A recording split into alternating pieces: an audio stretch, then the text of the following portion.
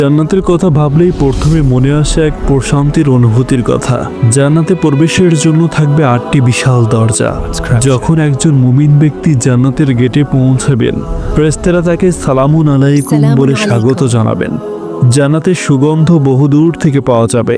প্রবেশের সাথে সাথেই মানুষের মন থেকে কষ্ট, দুঃখ, হিংসা এবং ক্লান্তি মুছে যাবে।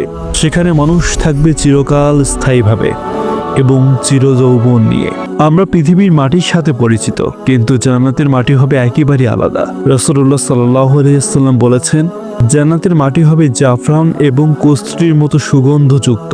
সেখানকার কণাগুলো হবে মুক্ত এবং ইয়াকুতের মতো উজ্জ্বল। জান্নাতের আবহাওয়া হবে অত্যন্ত মনোরম। সেখানে সূর্যের প্রখর তাপ থাকবে না, আবার হাড় কাঁপানো শীতও থাকবে না। সব সময় একটি স্নিগ্ধ এবং আরামদায়ক পরিবেশ বিরাজ করবে। পবিত্র কুরআনে বলা হয়েছে, জান্নাতীরা সেখানে কখনো রোদের তাপ বা অতিশয় ঠান্ডা অনুভব করবে না। জান্নাতের নিচ দিয়ে বয়ে যাবে অসংখ্য নদী।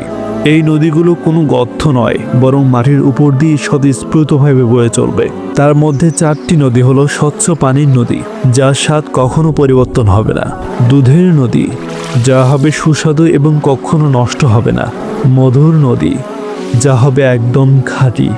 মদের নদী, যা পান করলে কোনো মাতলামি বা মাথা ঘোরা হবে না, বরং তা হবে অত্যন্ত সুস্বাদু। এই নদীগুলোর পার হবে মুক্ত ও মণিমুক্ত বাঁধানো। জান্নাতীরা যেখানে চাইবেন সেখানেই এই নদীগুলোর মোড় ঘুরিয়ে নিতে পারবেন। জান্নাতের গাছগুলো হবে বিশাল এবং এদের কাণ্ড হবে স্বর্ণের তৈরি। জান্নাতের অন্যতম একটি গাছের নাম তুবা। এই গাছের ছায়া এত বড় যে একজন দ্রুতগামী অশ্বরোহী ঘোড়া 100 বছর দৌড়ালেও এর ছায়া শেষ করতে পারবে না। জান্নাতের ফলগুলো হবে অত্যন্ত বড় এবং সুস্বাদু। গাছের ডালগুলো ফলের ভারে নুয়ে থাকবে, যাতে জান্নাতীরা শুয়ে, বসে এবং দাঁড়িয়ে যে কোনো অবস্থায় ফল ছিঁড়ে নিতে পারেন।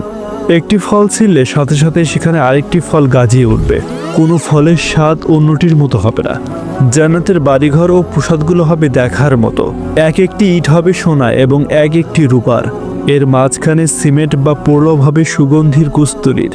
জান্নাতের ঘরগুলো হবে সুউচ্চ এবং কাচের মতো স্বচ্ছ। ভেতর থেকে বাহিরে এবং বাহির থেকে ভেতরে দেখা যাবে। ভেতরের আসবাবপত্র হবে রেশম এবং মখমলের তৈরি।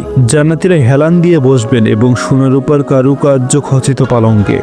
বিছানাগুলো হবে অত্যন্ত নরম এবং আরামদায়ক।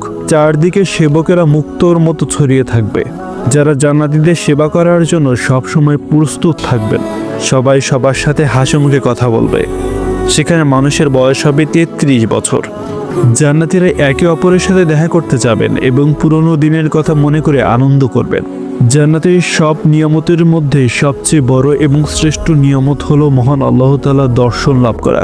জান্নাতীরা যখন আল্লাহর নূরের দিকে তাকাবে, তখন তারা জান্নাতের অন্য সব নিয়ামতের কথা ভুলে যাবেন। ভিডিওটি ভালো লাগলে লাইক দিন এবং চ্যানেলটিকে সাবস্ক্রাইব করে দিন।